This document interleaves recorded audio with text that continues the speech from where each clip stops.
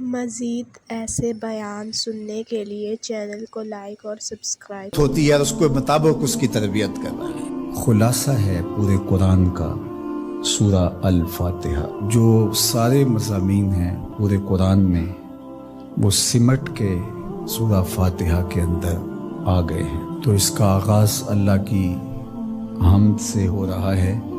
الحمدللہ، تمام خوبیاں اللہ کے لیے۔ کسی کے اختیاری حسن پر، کسی کے اختیاری جمال پر جو ثنا کی جاتی ہے، ستائش کی جاتی ہے، اسے حمد کہا جاتا ہے۔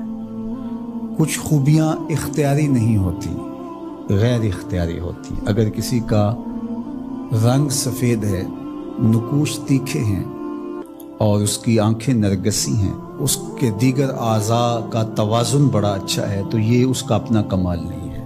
ایک شخص عالم ہے، اس نے پڑھا، محنت کی، آگے بڑھا، تو یہ اس نے محنت کر کے ایک چیز حاصل کی، تو اس کا وصف بیان کرنا اور اس پر ثنا کرنا یہ غیر اختیاری حسن نہیں ہے بلکہ اختیاری ہے۔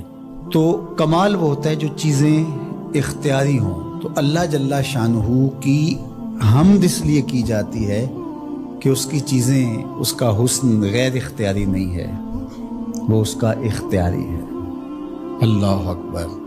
تو کسی کے اختیاری حسن پر تعریف حمد کہلاتی ہے، اور اگر وہ نعمت کے مقابلے میں ہو تو وہ حمد شکر کہلاتی ہے، اور اگر نعمت کے مقابلے میں نہ ہو تو اس کو حمد کہا جاتا ہے۔ حضرت کعب احبار رضی اللہ تعالی عنہ فرماتے ہیں کہ الحمد کی تفسیر ثناء اللہ ہے، اللہ کی ثنا، اللہ کی تعریف۔ اور حضرت ضحاک بن مزاحم نے اس کا ترجمہ کیا ہے الحمدللہ رداء الرحمن، یہ رحمان کی چادر ہے۔ جس طرح چادر زینت دیتی ہے اور وقار کی علامت ہوتی ہے، اور اہل عرب کندھے کے اوپر چادر ڈال کر کے جو ہے وہ ایک خاص ان کی حیت ہوتی ہے۔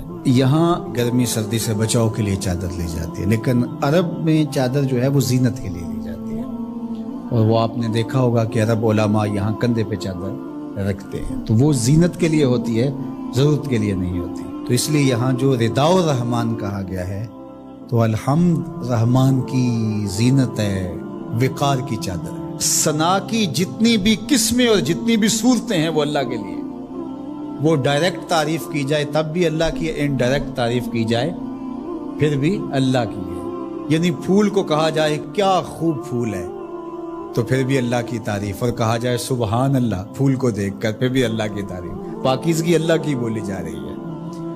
اور اگر اس کی درزوں کو، اس سے مہکتی نکلتی خوشبو کو، اس کے رنگوں کا جمال اور اس کی لطافت دیکھ کر کے کہ واہ کیا کھلا ہوا شگفتہ گلاب ہے، تو آپ گلاب کی تعریف کر رہے ہیں لیکن خالق گلاب کی تعریف کر رہے ہیں، یہ انڈائریکٹ تعریف۔ تو خوبی کی جتنی بھی صورتیں ہیں، چاہے وہ ڈائریکٹ ہو، چاہے وہ انڈائریکٹ ہو، چاہے وہ قولن ہو، رویتن ہو، فعلن ہو، جس طرح ہو، اللہ کے لیے ہے۔ اس کی تم کیوں خوبیاں بیان نہیں کرو گے؟ الحمدللہ رب العالمین، وہ تمام جہانوں کو پالنے والا۔